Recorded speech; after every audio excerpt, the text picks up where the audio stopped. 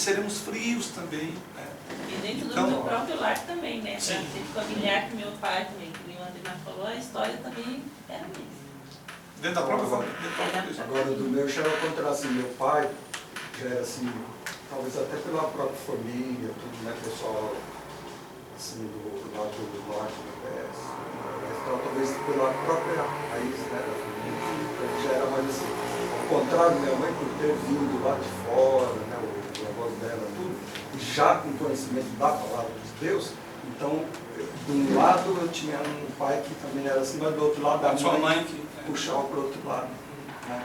Então um era muito assim fechado, mas a mãe por já esse então equilibrou isso aí. Palavra, Você cresceu dentro de um contexto que podia ver. Você tinha duas escolas, né? Isso. A escola do silêncio, a escola do vamos bater um papo.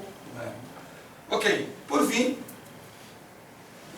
O fato de sermos seres egocêntricos, o pecado afetou o ser humano de tal forma que ele passou a buscar os seus interesses pessoais e isso se evidencia na comunicação.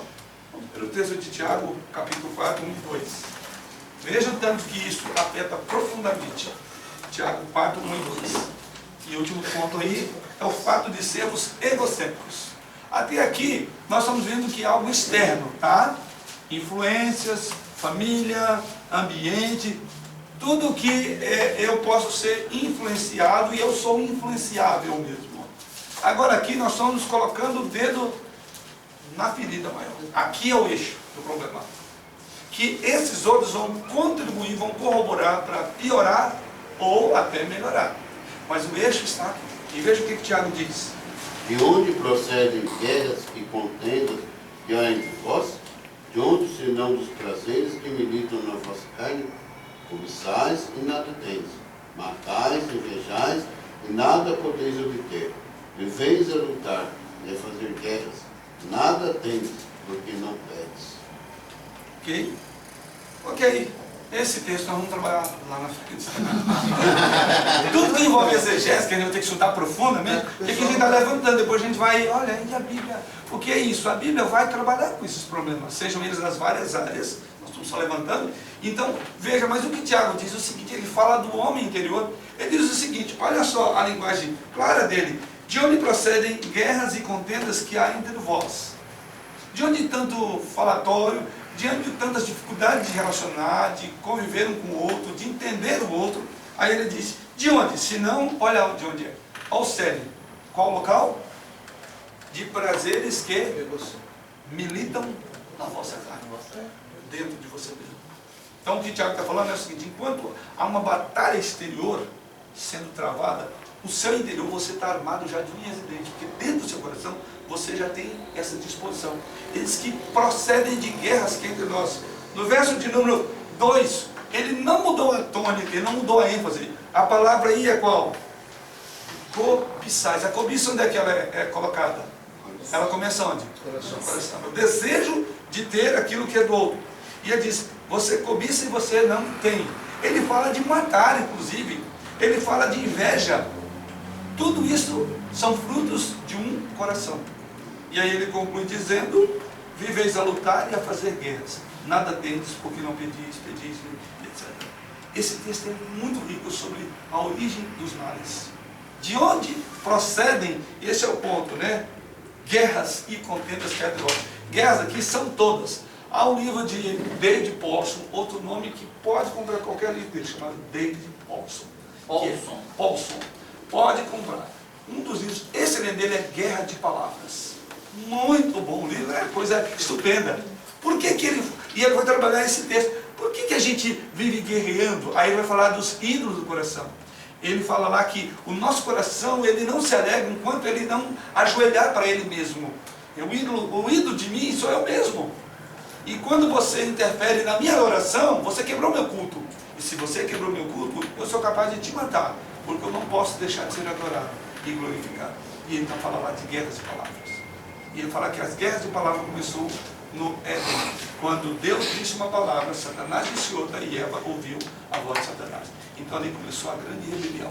E ele disse que cada vez que nós não nos entendemos, nós estamos levantando toda a tônica do Éden novamente. E é verdade. O que acontece entre nós, marido e mulher, as acusações que fazemos uns aos outros, ah, mas você não me entende, você não me compreende, não foi bem isso que eu disse. É a mesma coisa quando Deus chegou a Adão e disse, Adão, e aí? Ah, foi a minha esposa, Eva. Não, mas foi ele, não foi ele. Ora, se todo mundo é culpado, por que a gente não consegue pôr um ponto final? Não, é porque ninguém é culpado. Porque quando eu disponho a me defender, certamente você será objeto da minha acusação. E o contrário será verdadeiro. Para defender-se, a outra pessoa vai me acusar. E é isso que Tiago diz, de onde procede o bate-boca de vocês? Ele fala que não são as questões externas, são questões do coração. E os irmãos vão ver esse curso, qualquer outro curso, coração, coração, coração. Se nós tivermos um coração de paz, nós somos capazes de lidar com qualquer problema. O grande problema nosso é que a gente não consegue, a gente não olha para dentro de nós mesmos. A culpa é do outro até que prove o contrário. E biblicamente é, até que prove o contrário, o problema é você. Até que o senhor falou ontem, até no estudo de ontem, é difícil a gente se livrar do eu, né? Ah, verdade. É difícil. E a gente nunca enxerga ele, né? Ele é tão gigante que a gente não consegue enxergar. A gente fica cego porque ele tapa a gente todinho. E esse é um problema sério. E nós vamos trabalhar a comunicação a partir desse ponto. Esse então é o último e o ponto central, né? O fato de sermos seres egocêntricos. Somos por naturezas ególatras. Idolatria do eu. Esse é o grande ponto. Tá? Ok, aqui são alguns pontos que nós colocamos aí como sendo causas de uma comunicação deficiente. Feedback no casamento. Alguém lê para nós aí esse primeiro parágrafo? O casamento une duas pessoas com características diferentes, mas isso não é prejuízo, é lucro. Quando marido e mulher olham as coisas de pontos de vista diferentes, isso pode ajudar muito, pois dá uma perspectiva mais ampla. Por isso, as características devem ser reconhecidas, respeitadas e valorizadas. Mas os cônjuges têm também defeitos que devem ser identificados e corrigidos. Uhum. Você já pensou exatamente naquilo que a gente chama de cara a metade? A gente casa porque sozinho está faltando alguma coisa. Aí você fala, então eu vou casar porque eu serei realizada, me realizarei quando eu tiver essa pessoa comigo. E aí a gente paga um preço muito caro, vai lá no cartório, assina e pronto. Né? Botar uma bola de ferro no pé. Puxa o freio de mão e aí, né? Mas esse é o ponto, né? O casamento de duas pessoas, eles unem características diferentes. Literalmente, o ponto de vista bíblico é que os opostos se atraem. Se completa aqui. Se completam, Isso aí eu vou também falar lá na frente, quando eu vou falar de sexualidade. Vocês vão ver que há um termo bíblico que ele é traduzido não é traduzido, essa é verdade. Um termo, inclusive, forte. Falando sobre complementação. A Bíblia, resumindo, ela coloca que homem e mulher, eles são como um quebra-cabeça, que dá certinho, que inclusive uma força muito forte contra o homossexualismo. A junção de um corpo, de uma mulher e de um homem, é um encaixe perfeito. Tanto é que a tradução bíblica para o termo de relacionamento é o homem é o que entra e a mulher é a entrada, literalmente. Vamos lá. Depois a gente fala sobre isso. Eu tenho um furo agora aqui. Ok. Deixa eu ver se eu vou falar mais alguma coisa que eu teria. Me ajudem aí, viu? As pessoas têm características diferentes. Tá. Esse ponto, vamos pensar bem, né? Nesse contexto bíblico é a diferença. Os apóstolos literalmente se atraem. Os opostos se completam. Nesse sentido, aí começa essa biogênese, tá? E ela vai para o campo do pensamento, da expressão, da linguagem corporal, tudo há um complemento. Homem e mulher, eles completam nesse ponto. E esse aspecto revela que a mulher não é igual ao homem e vice-versa. Só que isso caminha para o lado também da linguagem, porque as perspectivas são diferentes. Olha, é quase que comum. Você fala mulher, qualquer fala de maridos conversando, né, envolvendo família e a esposa, a tendência é, a minha esposa fala muito, a minha esposa é muito crítica, a minha esposa ela tem uma visão sempre na frente, ela é muito rápida, papapá. Quase que genérico. Você vê as mulheres conversando, meu marido é um é um cabeça dura, ninguém tira da cabeça dele, é difícil de entender, você tem que desenhar para ele. Os homens de Marte e mulheres de Vênus, né? Demora demais tomar a decisão, quando toma já foi tudo pro breve. Aí a gente está assim, olhando. Não entendi. Não entendi. Vira e mexe, Regina. Quer que eu desenhe? Tudo bem, já entendi. Isso significa beleza. Há algo de culto. Fala, ok, bem, nós vamos adorar agora. Tem um grande culto, você de lá, eu de cá, nós vamos adorar a Deus com essa visão maravilhosa. Não, o que a gente faz? Não, você tem que pensar exatamente igual a mim. E aí começa a guerra de palavras. Deixa seu marido ser diferente. Porque se ele fosse igual a você não suportaria um outro igual a você. Deixa a sua esposa ser diferente, porque você não casaria com alguém igual a você. É interessante, a gente casa porque é diferente. Mas quando a gente casa, a gente quer que seja igual. E aí a gente está travando uma batalha contra a estrutura do que é casamento. Casamento é você e eu. Somos profundamente diferentes. E essa diferença não vai nos afastar, ela nos complementará. Essa diferença vai nos ajudar a ver o mundo de uma perspectiva holística, uma perspectiva completa. Você e eu podemos olhar. Seria mais ou menos como um professor meu disse que você tem que aprender a subir nas costas do gigante. Quando a gente está trabalhando em trabalho de mestrado, construindo, fazendo, escrevendo nossa área, né? Então ele fala dos grandes nomes, aí chama isso de gigantes. Então ele diz que o aluno ele tem que aprender a subir nas costas do professor. Que o gigante é aquela ideia de que alguém que tem uma visão significativa. Mas se você sobe nas costas do gigante, o gigante olha aqui. E quem está aqui, ele olha lá. Então eu diria o seguinte, que o casamento é subir nas costas do gigante, não diminua o outro. Ele é um passo para você olhar um pouco mais longe. E não é isso a parceria do casamento? Bem, você está olhando isso aqui? Ok, eu vou contribuir, vou construir em cima da sua visão. Deixa eu subir aqui. Olha, tem algo que nos espera lá que você não viu ainda.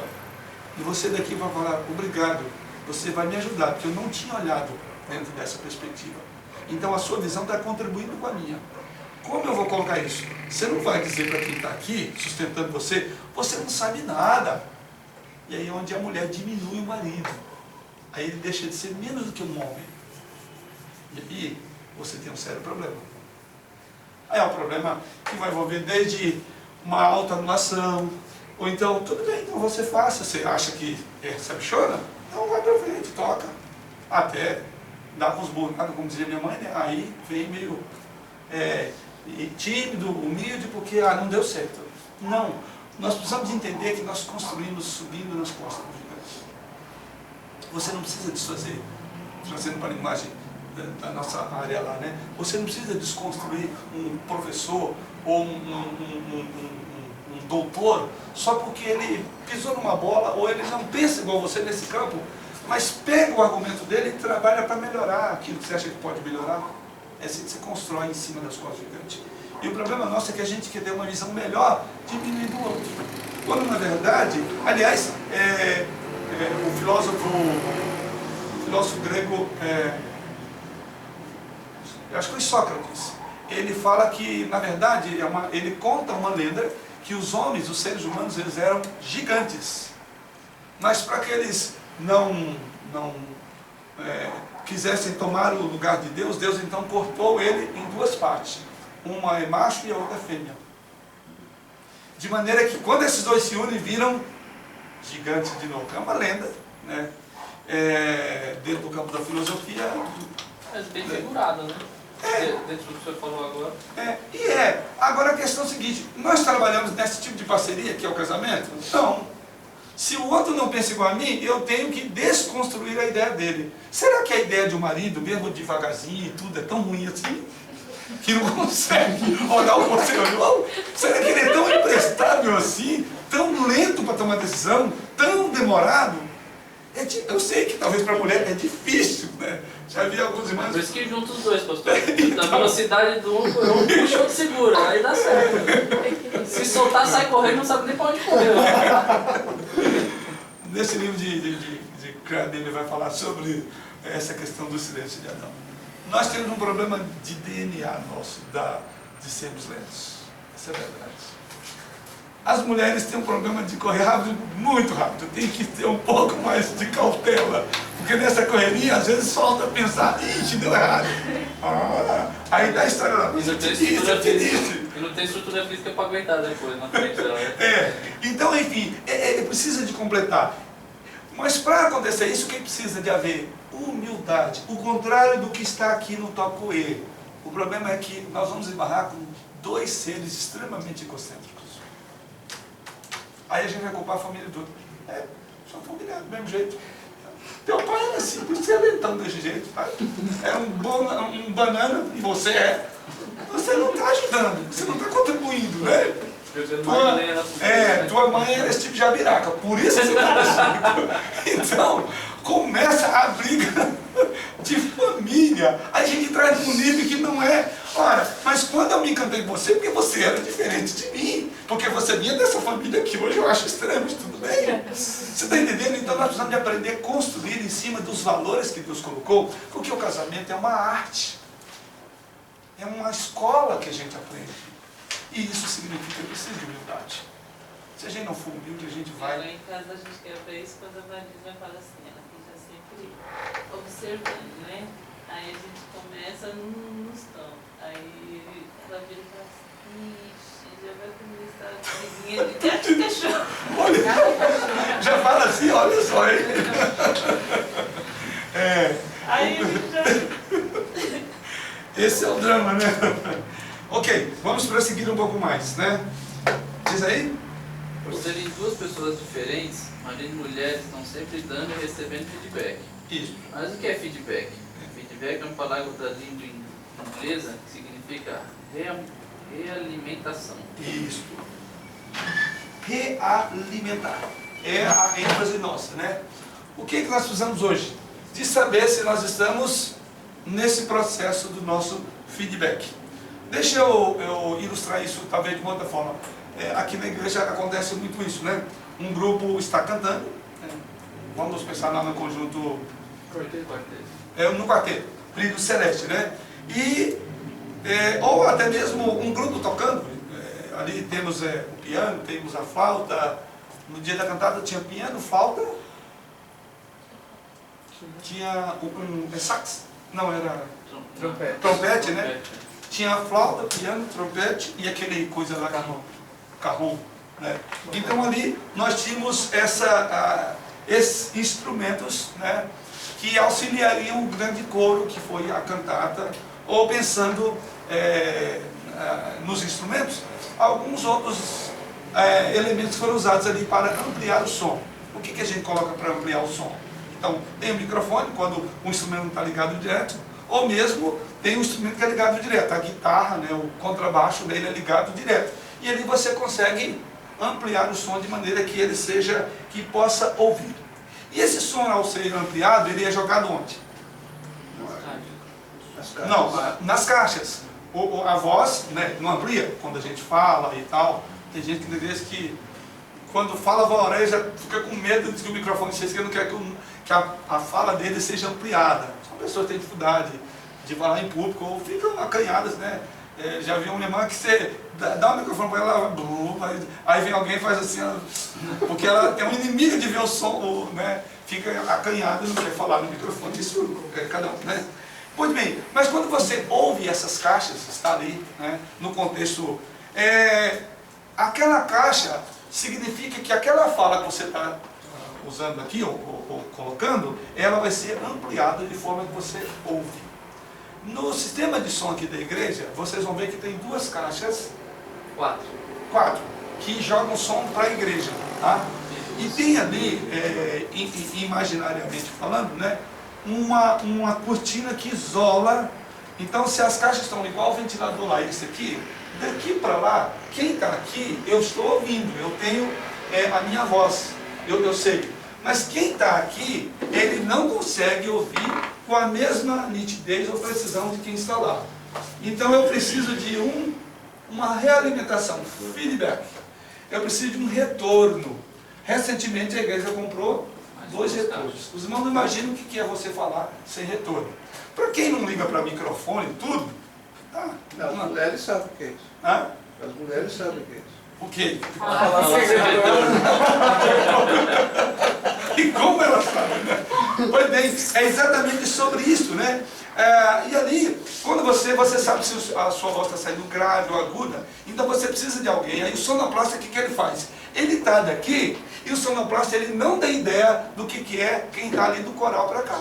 O coral já não ouve a mesma voz minha do que a igreja, porque as caixas estão do rumo do coral para cá. Ali, eu falei, de forma imaginária, tem um som aqui e aqui não tem, isso é normal.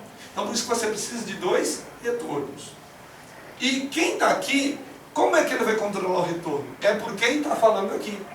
Então geralmente eu faço assim para o sonoplasta, que significa, eu não estou ouvindo a minha voz. Aí qual é a tendência? Eu vou falar forte, rasgado, a minha voz não vai dar para pregar o sermão. O canto do conjunto ele não vai saber se está saindo bom quem canta lá, o microfone. Então eu preciso de ter esse processo tem uma retroalimentação, uma realimentação. Isso é o feedback. Ou seja, eu falo, você ouve, tá? Você ouviu legal? Ok, aí eu não consigo te ouvir porque eu não estou tendo retorno. Eu preciso do retorno, tá? Nas ciências sociais, feedback significa a comunicação a uma pessoa ou grupo, no sentido de fortalecer-lhe informações sobre como sua atuação está afetando outras pessoas. Essa comunicação resulta num processo de dar e receber ajuda para a manutenção ou para a mudança de comportamento. Ou seja, ou nós vamos manter este padrão porque ele está servindo ao nosso propósito de comunicação, ou nós vamos alterar alguma coisa. Joga mais potência aí que eu não estou ouvindo. Olha, preciso mais de retorno. É nessa interação que nós vamos entender e também ser entendido. Então, quando a gente usa essa expressão para o nosso tema, feedback seria então o retorno que você consegue captar, observando os efeitos das suas palavras, das suas ações ou posturas produzidas nas pessoas. Isso está aí?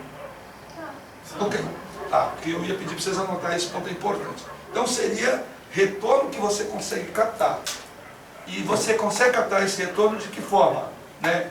Qual o efeito que a minha palavra está fazendo nos meus filhos quando eu digo para eles obedecerem, fazerem a tarefa de casa, ou quando eu falo com o marido, ou quando o meu esposo fala comigo, ou mesmo as minhas ações, a minha postura, elas estão produzindo algum tipo de efeito? Na vida conjugal, isso é comum, o dia a dia. E aqui o nosso propósito é chamar a atenção. Veja, irmãos, nós somos criados seres comunicantes, seres da fala. E a fala é um dos instrumentos que nos torna diferentes de todos os animais. Você já viu o macaco paquerando a macaca? Legal, você está bonitona pulando essas galhas aí, eu fico louco de ver uma macacona dessa. Ele não fala isso, né? Ele não tem essa habilidade, é uma habilidade dada por Deus. Essa habilidade significa que precisa de haver uma interação dos nossos mundos, de tal forma que você vai falar para mim. E a fala sua virá a mim, ou a mim irá a você, não só de linguagem, mas como eu vou esboçar isso, como eu vou comunicar. A expressão corporal comunica muito. E a questão é, como está o feedback da sua relação? Nós estamos trabalhando aqui, marido e mulher, mas podemos estender isso para pais e filhos, filhos e pais, e assim por diante. A questão é, sempre nós estaremos comunicando alguma coisa. Os cientistas, grave bem, calculam que entre 50 e 100 informações são trocadas a cada segundo entre duas pessoas que se comunicam ativamente. 100, de 50 a 100 informações se transmitem entre duas pessoas a cada segundo. Nossa, é muita coisa. É muita. Deve ser 2 mulheres. Eu queria falar nisso, Igor. Eu tenho um levantamento no Felipe Gomes, eu peguei uma pesquisa, que uma mulher, ela fala cerca de 30 mil palavras no dia. Em média. Se for atender em telemarketing, pastor, nossa, quem fala sem contar aquilo que a profissão exige, né? Claro, está descartado. E um homem cerca de 10 mil palavras, ou seja... Não, agora fala em pensamento. Um homem fala um pensa 30 isso são mil. estatísticas, né? E o mais importante é que o marido, o homem, via de regra, essas 10 mil palavras ele esgota no ambiente de trabalho. Quando ele chega em casa, a mulher está começando, tá lá nas 10 mil palavras, ela tem mais 20 mil palavras para comunicar. Aí vai dar problema. É da orelha do marido. Aí, o seu filho, você não foi. Ele já torrou as 10 mil e ela tem mais 20 para falar para ele. Então, vai precisar, o feedback precisa de estar bem ajustado. Senão, olha, eu não te ouço. Aí está ouvindo o rádio. É por isso que você vai ouvir muitas esposas reclamando o seguinte: você está prestando atenção no que eu estou te falando? Agora. Já ouviu isso? Começa a assim, só viu lá. Você está prestando atenção? Fala isso. Aí, tá vendo? Quando eu estou ouvindo o rádio, aí eu estou lá ligado, ela fala, e ó. Aí tá ouvindo o quê? Isso é a técnica que ele está usando para ouvir as 20 mil palavras. Aí tem que apelar, tem que gritar. Aí você desliga o rádio, né? Desliga o rádio. Eu grito mesmo. Mas isso revela que, uma luz está no fundo do túnel aí, dizendo, há um sinal de alerta. Sabe por quê? Isso é estatística. Isso é uma realidade. Como eu posso ouvir mais 20 mil palavras se eu já saturei com 10 mil com o meu chefe? E aquelas 20 mil são preciosas, porque são palavras que ela escolheu. Porque 10 mil ela brigou com as crianças, falou um monte de coisa e não resolveu nada. E ela chegará ao Salvador da Pátria. E aí o Salvador da Pátria não se importa com a pessoa ser salva. Ele não quer sacrificar, você diz, pronto, a minha cruz foi hoje com o meu patrão, para você. Aí você vai ter um sério problema de feedback. Não, eu não quero ajustar som. Eu já tenho um somzão no rádio aqui, né? Eu não vou ouvir você. Olha, irmãos, isso a gente ri, mas é um fato. Esse é um problema. Porque o que eu estou falando aqui não é estranho a ninguém aqui. Para as mulheres já estão ouvindo bem, nós maridos estamos ouvindo bem. Então nós precisamos de ajustar. Precisa de haver feedback, precisa de haver esta realimentação. Se não há isso, o casamento começa a ter problemas, e são pontuais aqui, ali, e não é difícil de depois haver um certo desencanto, porque não há mais companheirismo. Eu estou desencantado. Esse livro aí justamente é isso que acontece, né? Como casamento azeda. Azeda, você viu lá? Justamente fala sobre isso, né? Eles acabam se desencantando um com o outro, começam a apontar o defeito do outro. E aí o que você tem? Motivos para apunhalar o que a gente não falta, né? E motivo para a defesa é o que também não falta. Então, é um processo de uma deterioração continuada do relacionamento. É acabar com o outro, porque já torrou minha paciência, e minha autoprojeção. Então a gente começa a criar cercas e paredes onde há uma separação muito nítida entre marido e mulher. Quando a gente chega em casa e o menino está com fone de ouvido no computador, eu tiro o fone de ouvido ou dou uma marretada no computador? Se tirar o fone, ele pode outro, né? Ao mesmo tempo. As duas coisas. Pega e faça as duas coisas, né? Olha, sem contar esse outro fator que tem desagregado no relacionamento familiar. Celular, a preocupação com o trabalho, o colega que responder. Isso, se é uma coisa tão desrespeitosa, tão deselegante, que tem esfriado muito as relações, até entre pais e filhos, Em casa, por exemplo, todos nós dormimos no segundo piso, embaixo. Eu proibi, tinha que proibir, porque na hora eles chegam, o Arthur, a Rebeca, chegam e eles têm que, imediatamente já se preparam para ir trabalhar. Arthur na procuradoria, a Rebeca da aula, e é ali. E o paizão aqui é o motorista particular, é um horário. Sabe a hora que, aliás, eles nem olham às vezes, estava sendo assim, almoçando, né? E eu ali. Aí ficava assim, uma moça aqui, a televisão ali com o jornal, eu falei, para, o que é isso? Parecendo um pouco observando. E todo mundo ligando, para. E cheguei ao ponto de falar, desliga. Eu ainda falei, usei essa expressão, se o celular encostar na mesa, eu vou quebrar ele aqui. Vou pisar e vou quebrar, porque eu não admito isso. Falta de respeito. Ali, dando resposta e tal, não comia direito. Aí e assim, já vão pro carro. Senta lá. E o chefão aqui vai lá, tudo bem, vamos dirigir. Falei, não, sem comunicação. Algumas vezes já falei para os meus filhos, pegando no pão de ônibus, senta como se fosse um motorista particular, nem olha, o particular sempre não olha, tudo bem? Falei, peraí, comunicação. Você não sabe com o problema, e isso estava agravando Porque, como você falou, meu pai nunca me pôs num carro, nunca... Eu sei o que é meu pai ir numa escola para... Todo dia, a primeira coisa quando eu pego esse na escola, ele fala, qual a ocorrência? Tem alguma ocorrência? Não, pai, não aconteceu nada. Não aconteceu nada, o dia inteiro você está na escola, não aconteceu nada. Aí você dá corda, aí vai ser aconteceu isso, aí não sei o que, não sei o que lá. Aí o menino isso, a menina aquilo. Mas se você não dá corda, aí você não senta. Exatamente. Liga o rádio, aumenta o volume, troca a estação que você está ouvindo. Ó, já teve uma ocasião eu estava lá e aquele silêncio cadavérico, que o dedinho aqui, eu falei,